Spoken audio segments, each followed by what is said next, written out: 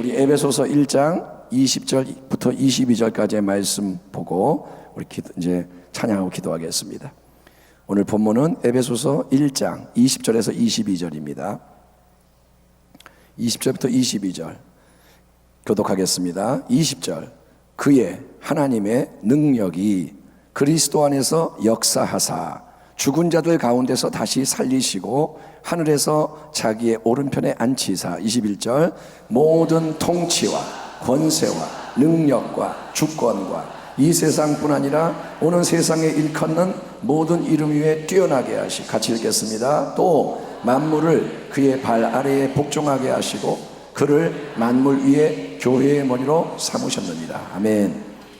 우리 지금 에베소서를 강해하고 있고 1장을 아직 못 끝냈는데, 이 에베소서 1장은 사도 바울의 찬송, 그 다음에 중보기도, 이렇게 두 부분으로 구성이 되어 있습니다. 하나님을 바울이 찬송합니다. 찬송하리로다 하나님, 예수 그리스도의 아버지께서 쭉 찬송을 한 다음에 이제 바울은 에베소 성도를 위해서 간절히 중보기도를 올리는데, 특별히 바울이 그들을 위해 간구하는 게 뭐냐? 바울은 성령께서 역사하심으로 마음의 눈이 밝아짐으로 성도들이 하나님과 그분의 크신 은혜의 역사를 알게 되기를 기도하는 줄 믿습니다. 한번 따라합니다. 하나님을 알게 하소서, 은혜를 알게 하소서. 예, 신앙은 뭐냐? 하나님과 그분의 은혜를 아는 게 신앙인데, 근데 그 은혜는 구체적으로 뭐냐면, 첫째, 하나님의 부르심의 소망이 뭔지를 알게 하소서. 둘째, 성도가 얻을 영광스러운 유업의 풍성함을 알게 하소서. 그리고 셋째, 성도에게 베풀어 주신, 그래서 성도 안에서 계속 역사하고 있는 하나님의 능력이 지극히 크심을 알게 하소서. 여기에 대해서 우리가 또 말씀을 반복하지는 않겠지만, 어쨌든 하나님은 영원한 영광의 유업을 우리가 얻게 되는 그날까지 계속 은혜로 역사하시는 것을 믿으시기를 축원합니다. 때를 따라 돕는 은혜를 얻기 위하여 은혜의 보좌 앞에 담대히 나아갈지어다. 오늘도 은혜 앞에 나가기를 축원합니다. 자, 사도 바울이 은혜의 능력을 얘기하는데, 그러면 성도인 우리 안에서 역사하고 있는 하나님의 능력, 엄청나게 크고 강하다는 그 능력은 어떤 능력일까요? 하나님은 능력이 많죠. 근데 사도 바울은 어떤 능력을 지금 구체적으로 얘기하느냐?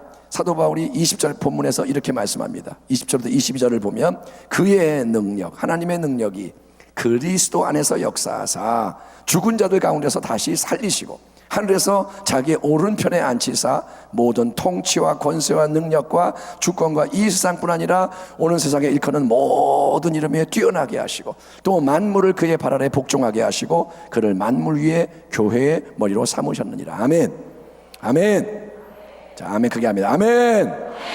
자, 이 세상에서 가장 강한 힘, 가장 센 힘이 뭘까요? 아마도 그거는 죽음의 힘, 사망의 권세일 거예요. 여러분, 아무리 돈이 많은 부자도 그 많은 돈으로 죽음을 이길 수가 없어요. 내가 5천억 줄 테니까 내 생명 좀 연장해 주세요. 안 돼요. 결정적인 순간에는 안 돼요. 그러니까 부자의 돈도 죽음을 못 이기고, 여러분, 가장 높은 권세의 자리에 있는 그 사람도 죽음을 못 이기고, 제일로 똑똑한 학자도 죽음이 오면 인생이 끝나는 거예요. 죽음이 오면 그냥 끝나요. 여러분, 예쁘고 멋져도 죽음은 봐주지 않고요. 사실은 죽는 거는 나이와도 상관이 없어요. 꼭 몇 살 돼야 죽는 것도 아니고 어린아이도 죽고 어른도 죽고. 여러분, 그래서 사람들은 제일 무서워하는 게 뭐냐? 모든 두려움의 뿌리와 근본이 뭐냐? 그건 바로 죽는 거예요. 그래서 우리가 그러죠. 까불면 죽는다? 그러면 끝나는 거예요. 죽는다? 그러면 끝나는 거예요. 안 죽으려고 다 꼼짝 못해요. 예수님은 우리의 허물과 죄를 대신 지시고 십자가에 못 박혀서 죽으시고 무덤에 장사되십니다. 예수님도 죽으셨어요. 죽음과 지옥이 예수님을 이긴 것처럼 보였어요. 끝장났다. 하지만 기독교 복음의 핵심은 그 십자가의 비참한 죽음이 예수님 이야기의 끝이 아니고, 그분이 하나님의 새 생명의 능력, 성령의 권능으로 사망을 이기시고 부활하셔서 살아계신 예수 그리스도, 어제나 오늘나 영원토록 동일하신 예수 그리스도 우리를 구원하시는 줄 믿습니다. 예수님 죽으셨는데 부활하신 거예요. 요한계시록 1장에서 주 예수님이 말씀하십니다. 그가 오른손을 내게 얹고 이르시되, 요한에게 손을 얹고 말씀하시되, 두려워하지 말라. 나는 처음이요 마지막이니 곧 살아있는 자라. 내가 전에 죽었었노라. 볼지어다 이제 세세토록 살아있어 사망과 음부의 권세를 가졌노니 라고 말합니다. 여러분, 예수님 안에서 역사하신 하나님의 능력은 뭐냐? 그거는 사망과 음부, 지옥의 권세를 이기신, 이 세상에서 가장 큰 사망을 깨뜨리신 그 전혀 새로운 생명의 능력이기 때문에 예수님은 영원히 이제 죽지 않으시는 거예요. 부활은 뭐냐? 영원히 안 죽는 거예요. 아멘. 나사로는 살아났다가 또 죽어요. 야이로였다가 살아났다가 또 죽어요. 그거는 영생이 아니에요. 근데 예수님은 유일하게 영원한 생명으로 들어가신 분. 그래서 어제나 오늘이나 영원토록 동일하신 분으로서 주님이 우리를 대면하시는 줄 믿습니다. 오늘 우리가 이 예배를 드릴 때 예수님을 부르는 것은 그분이 죽은 분이 아니라 살아계시기 때문인 거예요. 그분이 우리를 만나시기 때문입니다. 또한 하나님의 능력은 예수를 살릴 뿐 아니라 부활하신 그 예수님을 이 땅으로부터 하나님 우편의 가장 높은 영광 보좌에 앉으시도록 들어 올리신 겁니다. 하나님의 능력이 예수를 살리고 하나님의 능력이 예수를 들어 올리는 거예요. 그래서 어디에 앉히느냐? 하나님 우편에 앉히시는 겁니다. 여러분, 성경에서 우편, 오른쪽은 권세와 능력을 부여받는 자리예요. 좌편과 우편, 우편이 좋은 자리예요. 왜? 여기는 권세와 능력이 주어지는 겁니다. 하나님 아버지 전능자의 오른편, 영광 보좌의 우편 자리는 가장 큰 권세와 능력을 가지고 하나님을 대신해서 다스리시는 특권의 자리인 거예요.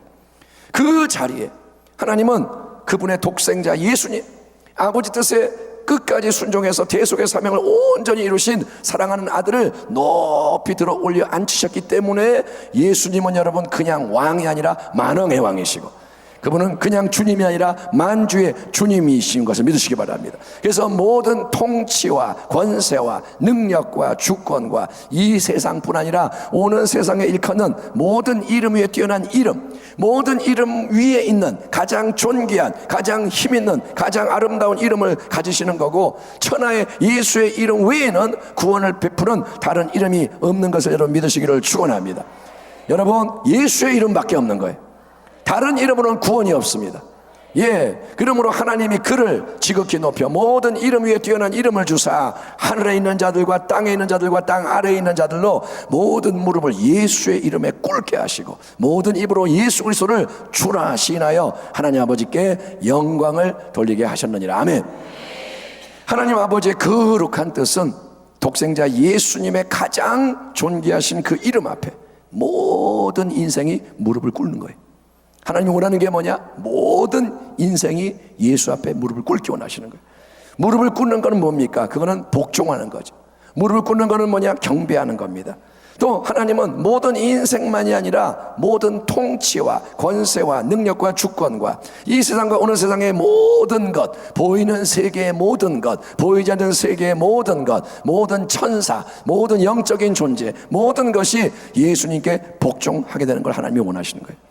예수님은 성령님이 나타내 보이신 부활 새 생명의 권능으로 사망 권세를 깨뜨리셨습니다. 그게 위대한 승리의 시작입니다. 그분이 십자가에 못 박혀 죽으시고 부활하심으로써 죄의 삭스로 역사하는 사망의 감옥, 온 세상을 붙잡고 있는 이 감옥에 거대한 구멍이 뚫리게 되는 거예요. 아멘.